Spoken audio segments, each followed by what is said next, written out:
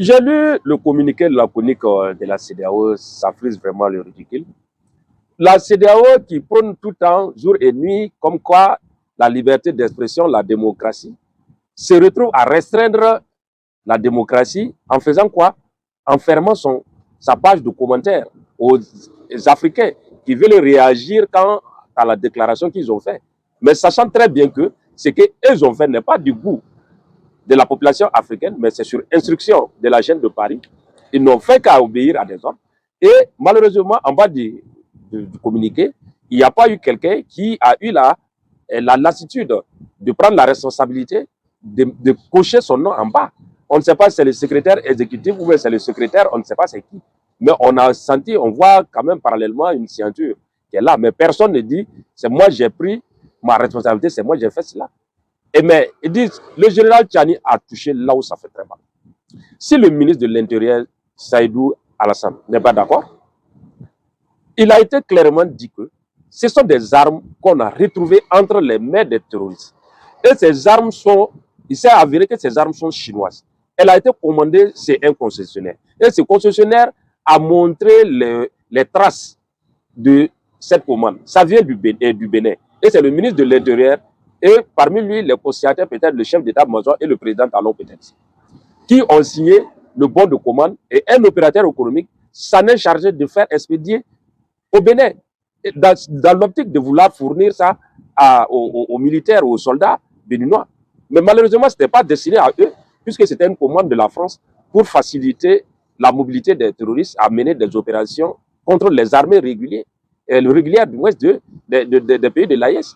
Et ces armes ont été retirées. Ça a prouvé que c'est toi qui as fait la commande. Mais si le général Tchani ment, si le président du Niger ment, il faut sortir, il y a le micro, il y a les caméras. Si tu n'as pas de caméra, moi je vais te prêter mon portable.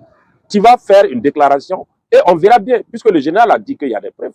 Donc on va te faire montrer des récits. Tu verras. Et maintenant on a parlé d'un certain Roufaï qui était un membre du service de renseignement qui a reçu de l'argent.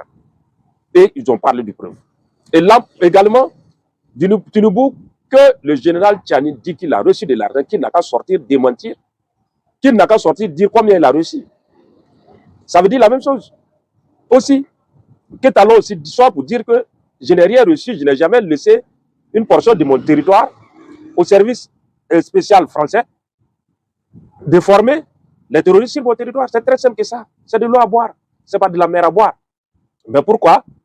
C'est un kidam assis dans un bureau de la CEDEAO qui produit une déclaration comme quoi, pour essayer de discréditer les propos tenus par le général Tchani. Mais c'est mal connaître la jeunesse. Il faudra ouvrir les commentaires, vous allez lire et apprécier.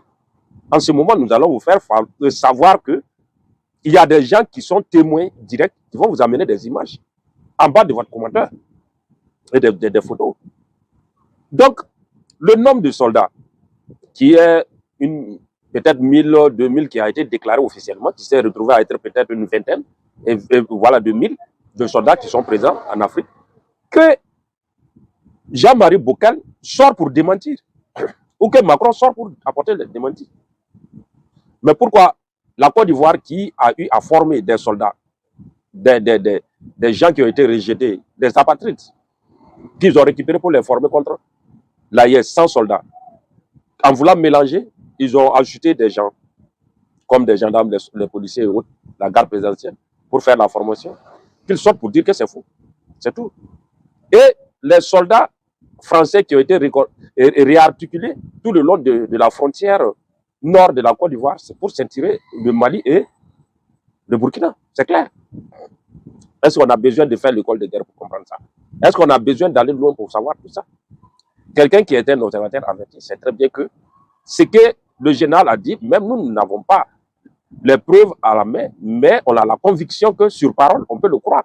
Parce que c'est très rapproché du vrai, du faux. Donc, cette CEDEAO montre qu'elle est serviable, corvéable, maniable, elle est sous l'emprise de la Jeune de Paris, et c'est eux qui leur dictent leur position. Donc, ce communiqué laconique donne raison à qui ne croyait pas que CEDEAO était sous injonction de la France. Maintenant, chacun peut faire son analyse. Hasta la vista, siempre.